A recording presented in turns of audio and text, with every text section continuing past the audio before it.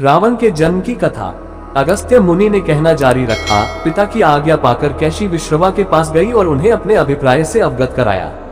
उस समय भयंकर आंधी चल रही थी, आकाश में मेघ गरज रहे थे।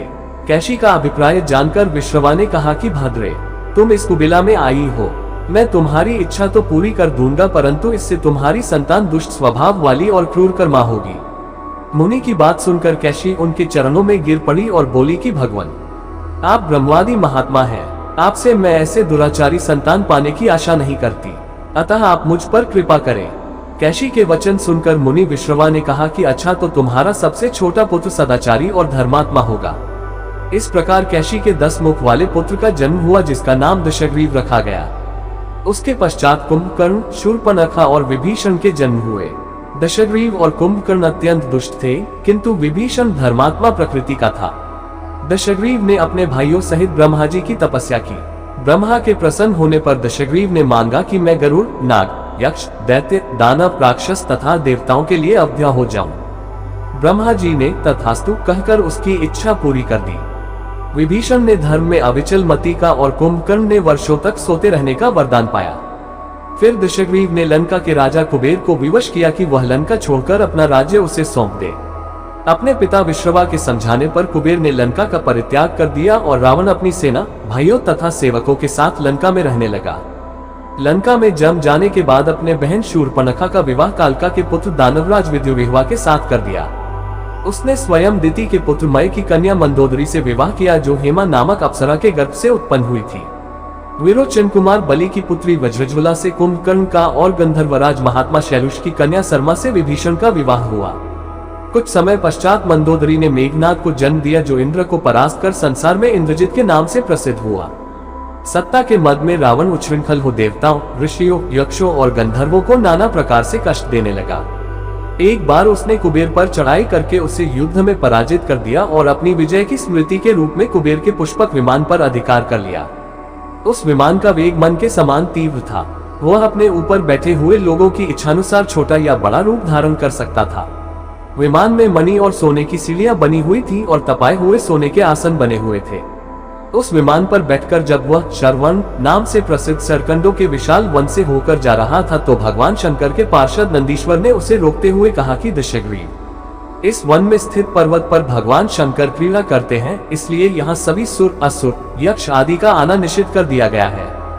नंदीश्वर के वचनों से क्रुद्ध होकर रावण विमान से उतरकर भगवान शंकर की ओर चला। उसे रोकने के लिए उससे थोड़ी दूर पर हाथ में शूल लिए नंदी दूसरे शिव की भांति खड़े हो गए। उनका मुख वानर जैसा था। उसे देखकर रावण ठहाका मारकर हंस पड़ा। इससे कुपित हो नंदी बोले कि दशानन, तुमने मेरे वानर रूप की अवहेलना की है, इसलिए तुम्हारे कुल का नाश करने के लिए मेरे ही समान पराक्रमी रूप और तेज से संपन्न वानर उत्पन्न होंगे। रावण ने इस ओर तनिक भी ध्यान नहीं दिया और बोला कि जिस पर्वत ने मेरे विमान की यात्रा में बाधा डाली है, आज मैं उसी को उखाड़ फेंकूंगा। यह कहकर उसने पर्वत के निचले भाग में हाथ डालकर उसे उठाने का प्रयत्न किया। जब पर्वत हिलने लगा तो भगवान शंकर ने उस पर्वत को अपने पैर के अंगूठे से दबा दिया। इससे रावण का हाथ बुरी तरह से दब गया और वह पीड़ा से चिल्लाने लगा। जब वह किसी प्रकार से हाथ न निकाल सका तो रोते रोते भगवान शंकर की स्तुति और क्षमा प्रार्थना करने लगा। इस पर भगवान शंकर ने उसे क्षमा कर दिया और उसके प्रार्थना करने पर उसे एक चंद्रहास नामक खड्ग भी दिया। अगस्त्य मुनि ने कथा को आगे बढ़ाया। एक दिन हिमालय प्रदेश में भ्रमण करते हुए रावण ने ब्रह्मर्षि कुशध्वज की कन्या वेदवती को तपस्या करते देखा। वह उस पर मुग्ध हो गया और उसके पास आकर उसका परिचय तथा अविवाहित रहने का कारण पूछा। वेदवती ने अपने परिचय देने के पश्चात बताया कि मेरे पिता विष्णु से मेरा विवाह करना चाहते थे। इससे क्रुद्ध होकर मेरी कामना करने वाले दैत्यराज शंभु ने सोते में उनका वध कर दिया। उनके मरने पर मेरी माता भी दुखी होकर चिता में प्रविष्ट हो गई। तब से मैं अपने पिता की इच्छा पूरी करने के लिए भगवान विष्णु की तपस्या कर रही हूँ। उन्हीं को मैंने अपना पति मान लिया है। पहले रावण ने वेदवती को बातों में फुसलाना चाहा, फिर उसने जबरदस्ती करने के लिए उसके केश पकड़ लिए। वेदवती ने एक ही झटके में पकड़े हुए केश काट डाले। फिर यह कहती हुई अग्नि में प्रविष्ट हो गई कि दुष्ट, तूने मेरा अपमान किया है। इस समय तो मैं यह शरीर त्याग रही हूँ, परंतु तेरा विनाश करने के मैं अयोनिजा कन्या के रूप में जन्म लेकर किसी धर्मात्मा की पुत्री बनूंगी। अगले जन्म में वह कन्या कमल के रूप में उत्पन्न हुई। उस सुंदर कांति वाली कमल कन्या को एक दिन रावण अपने महलों में ले गया। उसे देखकर ज्योतिषियों ने कहा कि राजन, यदि यह कमल कन्या आपके घर में रही तो आपके और आपके कुल के विनाश का कारण बनेगी। यह सुनकर रावण ने उसे समुद्र में फेंक दिया। वहां से वह भूमि को प्राप्त होकर राजा जनक के यज्ञ मंडप के मध्यवर्ती भूभाग में जा पहुंची। वहां राजा द्वारा हल से जोती जाने वाली भूमि से वह कन्या फिर प्राप्त हुई। वही वेदवती सीता के रूप में आपकी पत्नी बनी और आप स्वयं सनातन विष्णु हैं। इस प्रकार आपके महान शत्रु रावण को वेदवती ने पहले ही अपने शाप से मार डाला। आप तो उसे मारने में केवल निमित्त मात्र थे। अनेक राजा महाराजाओं को पराजित करता हुआ दशग्रीव इक्ष्वाकु वंश के राजा अनरण्य के पास पहुंचा, जो अयोध्या पर राज्य करते थे। उसने उन्हें भी द्वंद्व युद्ध करने अथवा पराजय स्वीकार करने के लिए ललकारा। दोनों में भीषण युद्ध हुआ, किंतु ब्रह्मा जी के वरदान के कारण रावण उनसे पराजित न हो सका। जब अनरण्य का शरीर बुरी तरह से क्षत विक्षत हो गया तो रावण इक्ष्वाकु वंश का अपमान और उपहास करने लगा। इससे कुपित होकर अनरण्य ने उसे शाप दिया कि तूने अपने व्यंगपूर्ण शब्दों से इक्ष्वाकु वंश का अपमान किया है, इसलिए मैं तुझे शाप देता हूँ कि महात्मा इक्ष्वाकु के इसी वंश में दशरथ नंदन राम का जन्म होगा, जो तेरा वध करेंगे। यह कहकर राजा स्वर्ग से धार गए। रावण की उद्दंडता में कमी नहीं आई। राक्षस या मनुष्य जिसको भी वह शक्तिशाली पाता, उसी के साथ जाकर युद्ध करने लगता। एक बार उसने सुना कि किष्किंधापुरी का राजा वाली बड़ा बलवान और पराक्रमी है, तो वह उसके पास युद्ध करने के लिए जा पहुंचा। वाली की पत्नी तारा के पिता सुषेण, युवराज अगद और उसके भाई सुग्रीव ने उसे समझाया कि इस समय वाली नगर से बाहर संध्योपासना के लिए गए हुए हैं। वे ही आपसे युद्ध कर सकते हैं और कोई वानर इतना पराक्रमी नहीं है जो आपके साथ युद्ध कर सके, इसलिए आप थोड़ी देर उनकी प्रतीक्षा करें।